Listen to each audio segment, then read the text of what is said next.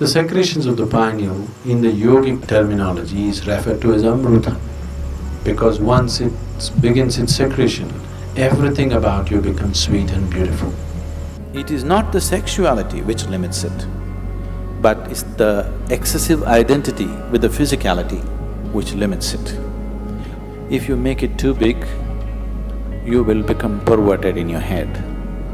If you try to obliterate it, you will become even more perverted in your mind.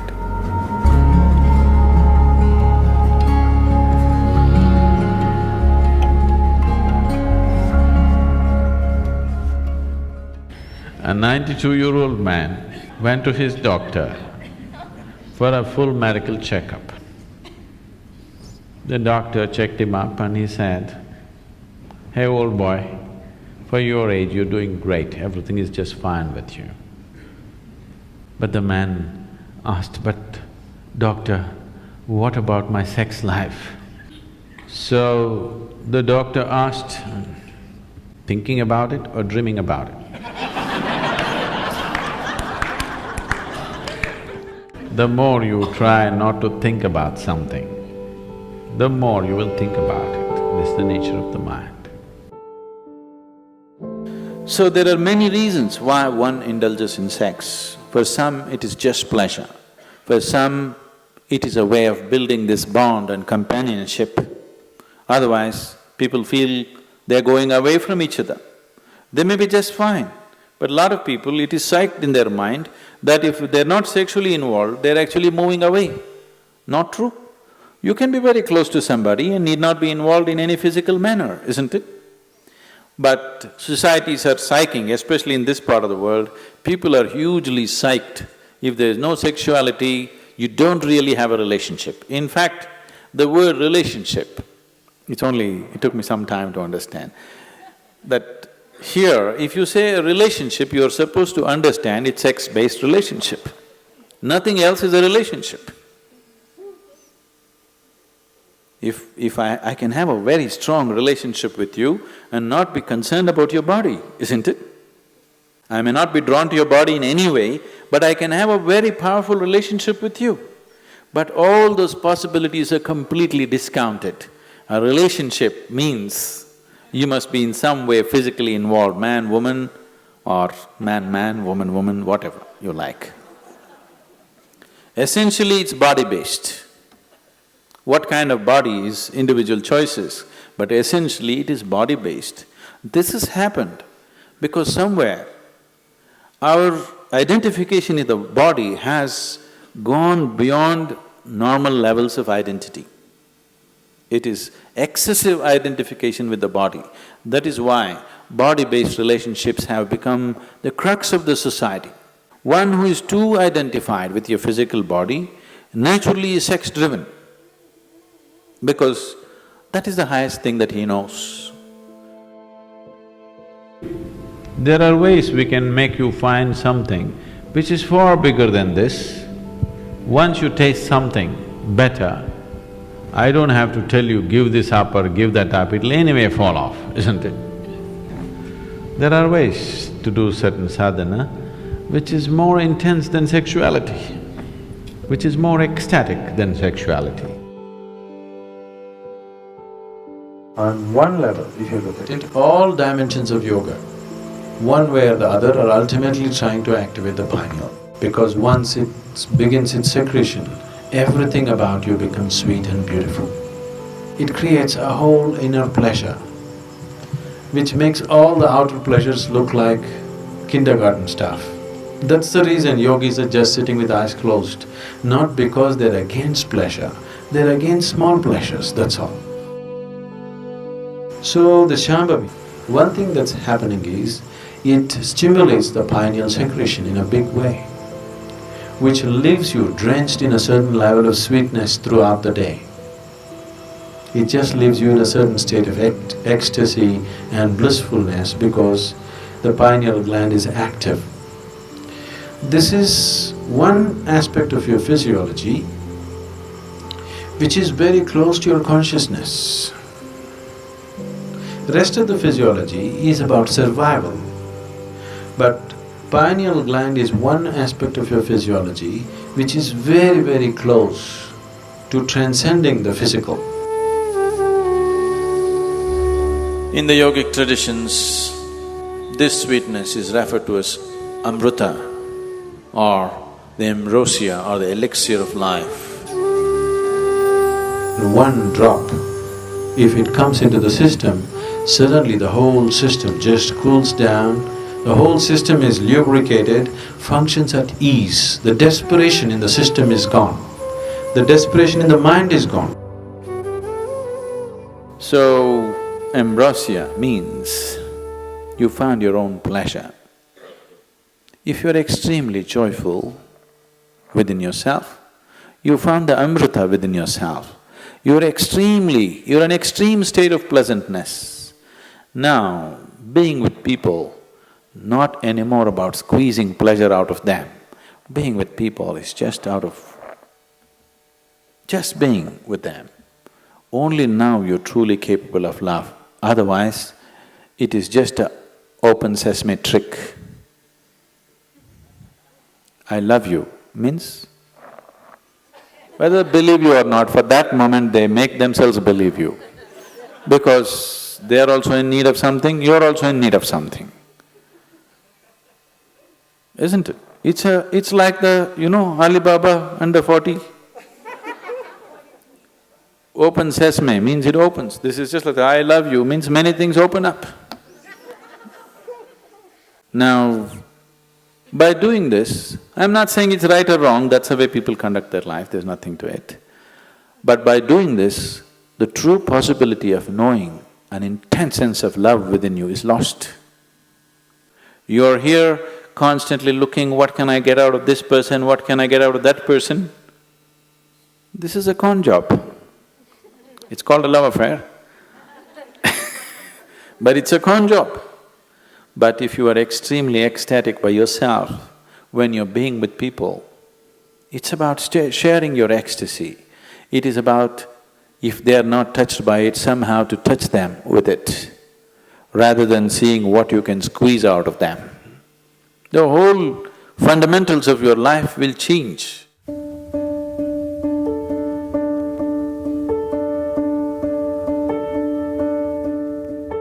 Yes and no. In the sense, it is not the sexuality which limits it, but it's the excessive identity with the physicality which limits it. So, it is not sexuality per se which becomes the barrier, but the attachment it creates to the physicality which definitely becomes the barrier. This question is coming from a certain amount of bits and pieces, the gossip that you have heard about how you could assimilate your own semen and raise it up to your higher possibility. Yes, it is true. At the same time, it is not because of abstinence that one does it, it is because of internalizing your energies that you do it. It is not simply that somebody is abstaining from sex and suddenly his energies are all organized and it's going up. It's not true. If your energies get organized and begin to move up, the need for sexuality may evaporate for you, but it doesn't leave you incapable. It doesn't leave you impotent, but the need is gone. It is just no more a compulsive thing. And it is not just this one thing, all compulsiveness is lost. Essentially, most of the sexuality that's happening on the planet is happening because of a certain compulsiveness, isn't it? It's a compulsive drive. When you become conscious, when all compulsiveness disappears, this also disappears. It is just that because people are so body-oriented, they're always thinking spirituality versus sexuality. They are not connected. They are not connected. One is of the body, another is of a different dimension. It is simply because people are so…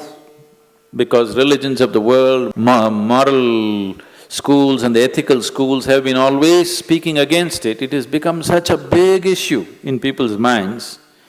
They think the only way to know something beyond is, you must be away from this. Because somewhere you're not able to accept the simple biology of a human being, which is the tragedy, that you cannot accept the simple biology. You either have to celebrate it or you have to push it down the drain. Both are not needed. You can look at it for the limitation that it is and for the possibility that it is.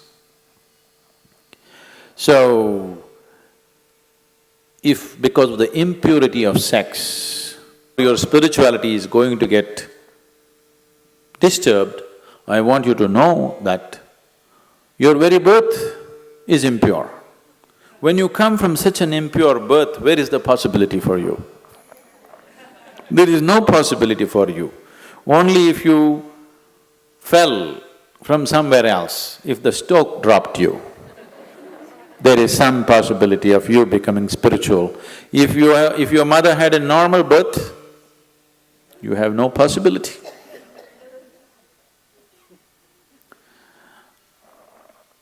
A 6-year-old girl came home one day from school and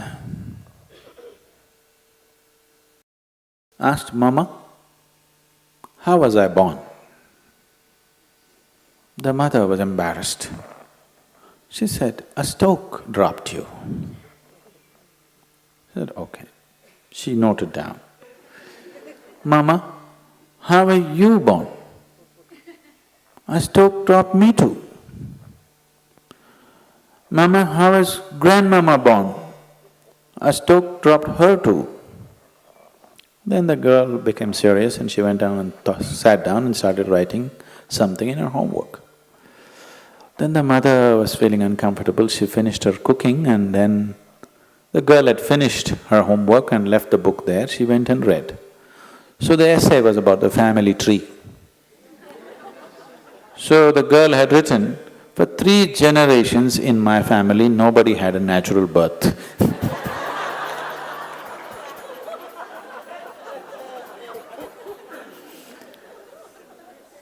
So because of absurd ideas, either we exaggerate something or we try to unnecessarily play it down.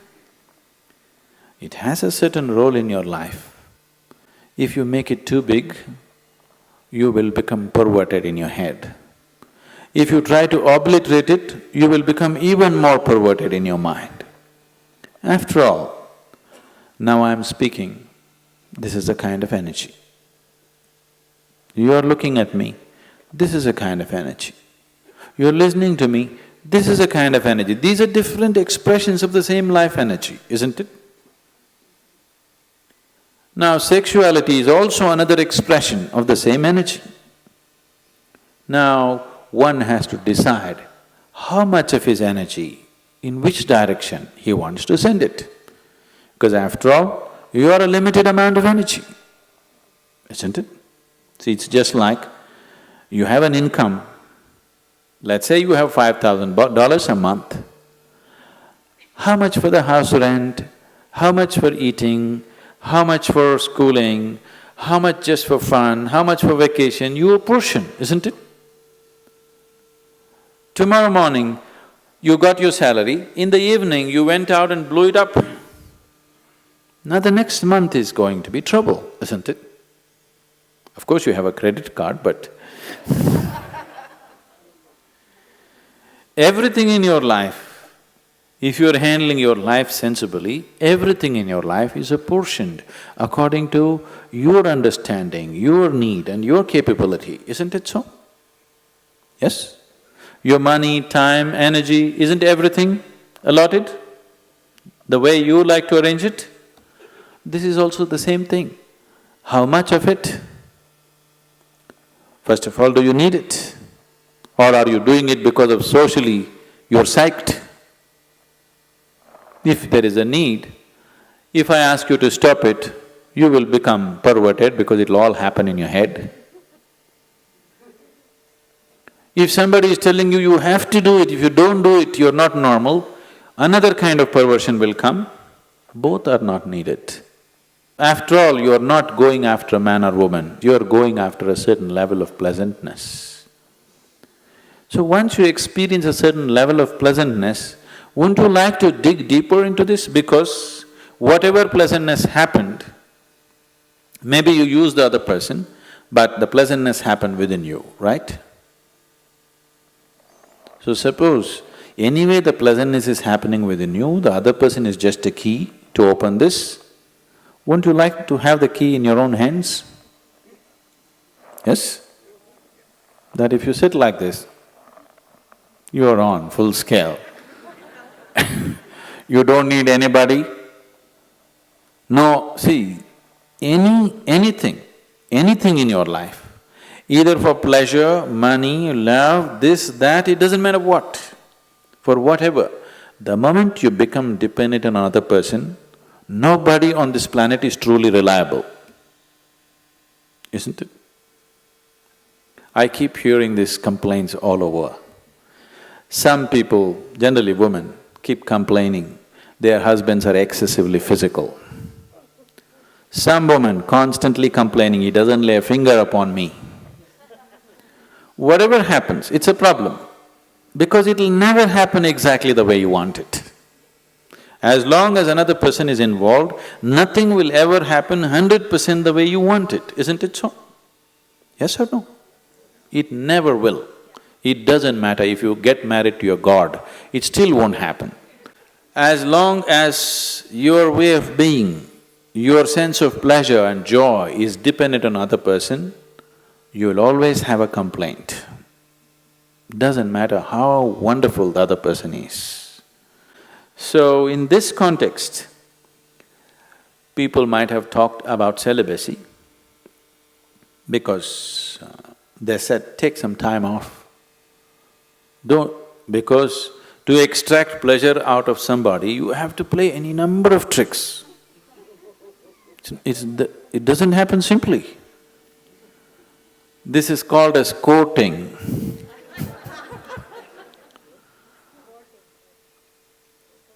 Once you go to the court, the judgment day will come. It takes enormous amount of time, effort, energy, and all kinds of other things, frustrations, jealousies, problems, everything attached to it. So somebody said, take time off from those things and see if this could be internally generated, and then being with people will become more out of your love than out of your need, which is definitely a better way to be with people, isn't it? It is definitely a better way of honoring another human being, isn't it so? Give this a little more attention. Instead of paying attention to that one and that one and that one, give this one a little more attention. It will produce much more pleasure than any other one can produce for you.